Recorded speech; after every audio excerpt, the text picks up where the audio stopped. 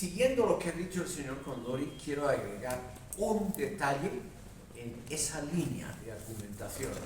Es decir, el mismo partido se va desarrollando y abandona algunos de sus primeros principios. Aquí les he puesto el nombre del fundador de la democracia cristiana boliviana, Remo Di Natale, hoy absoluta y totalmente olvidado. En los años 50 y 60 fue uno de los intelectuales bolivianos más activos.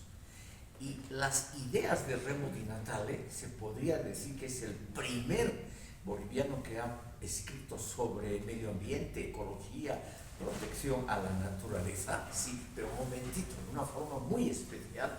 Son ideas que están hoy, en realidad, olvidadas con todo derecho.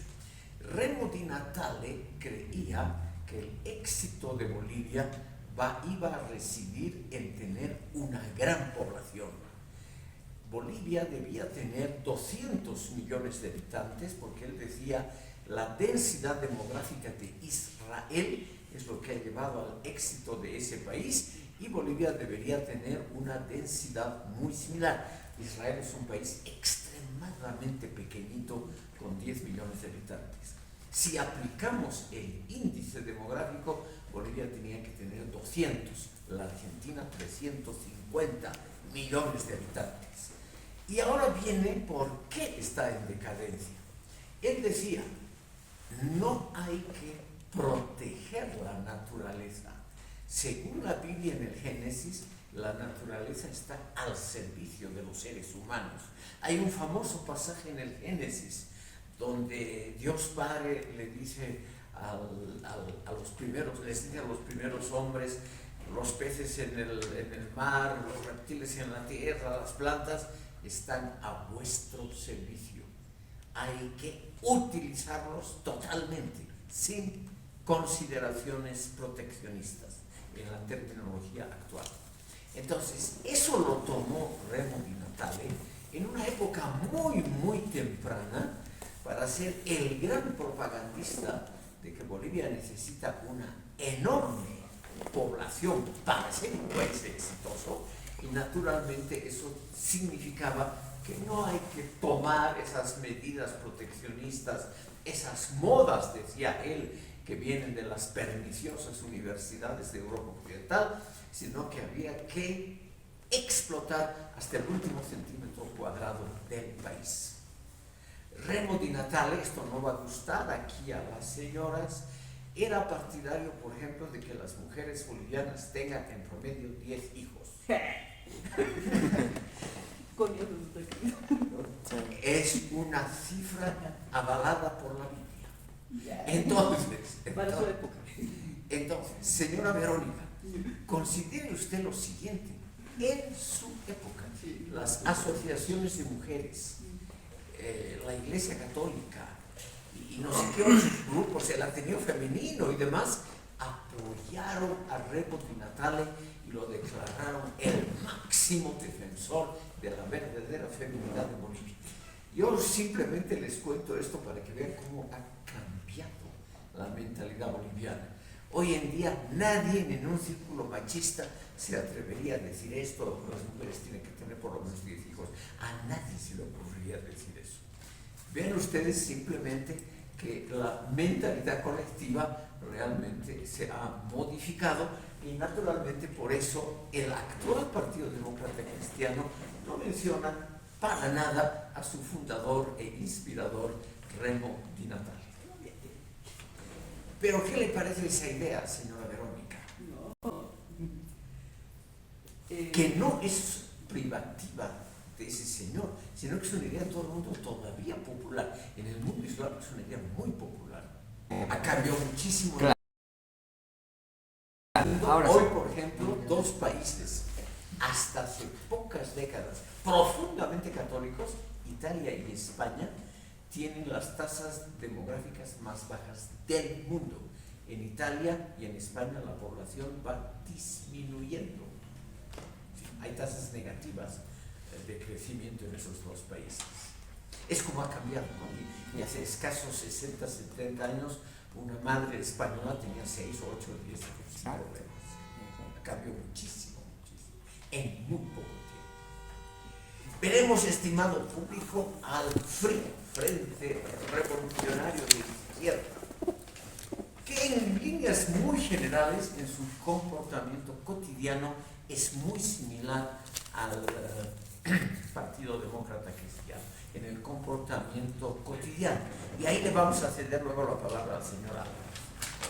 El FRI ha sido fundado el 23 de abril de 1978 por un personaje del cual ustedes tal vez ya no han oído hablar, porque ustedes son muy jóvenes, llamado Óscar Zamora Medinaceli.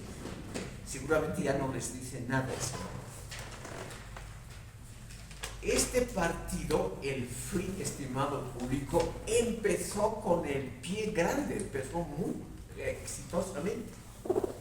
Era la unión del Partido Comunista Boliviano Marxista-Leninista.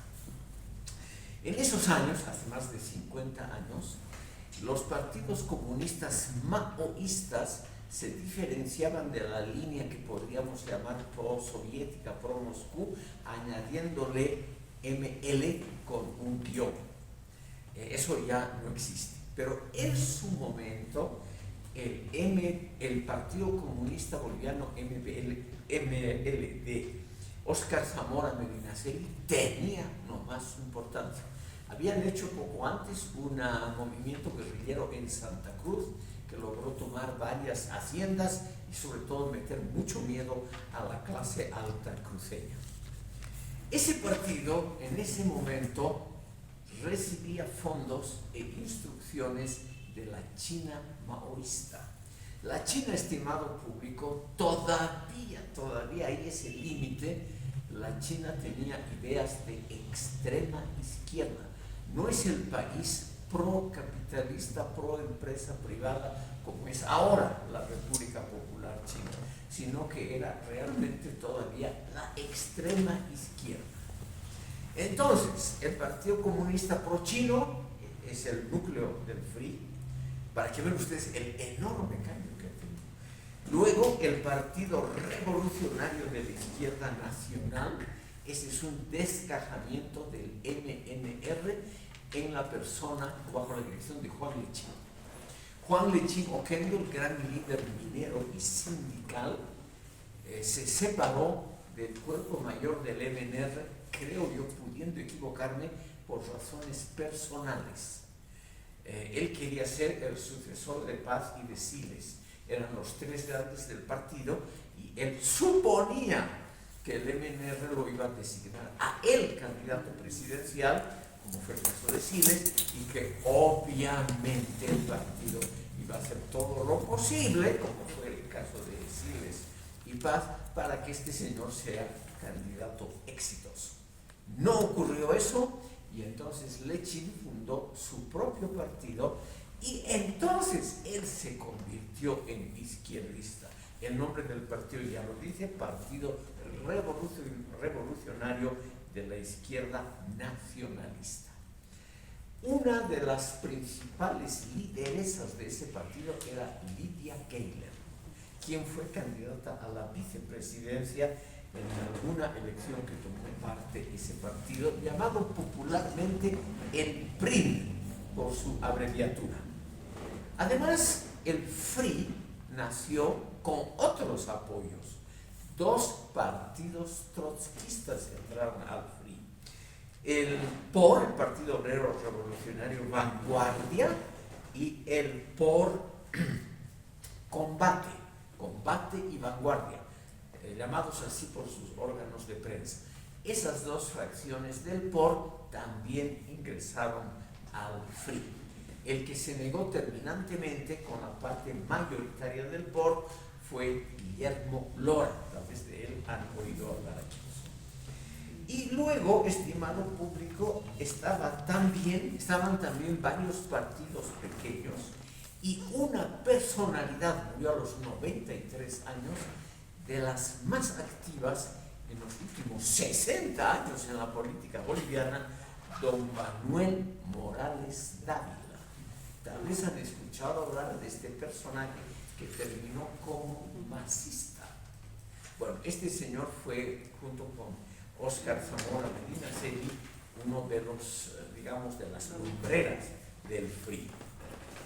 El FRI, estimado público, se alió, y ahí notamos lo que es el pragmatismo. En 1979, en las elecciones, se alió al MNR de Víctor Paz y a la Democracia Cristiana. En las elecciones de 1985, el FRI se alió otra vez al MNR. Pero lo más sorpresivo, en 1989 y en 1993, se alió con la ADN de Banzer, o sea, con lo que podríamos llamar casi la extrema derecha.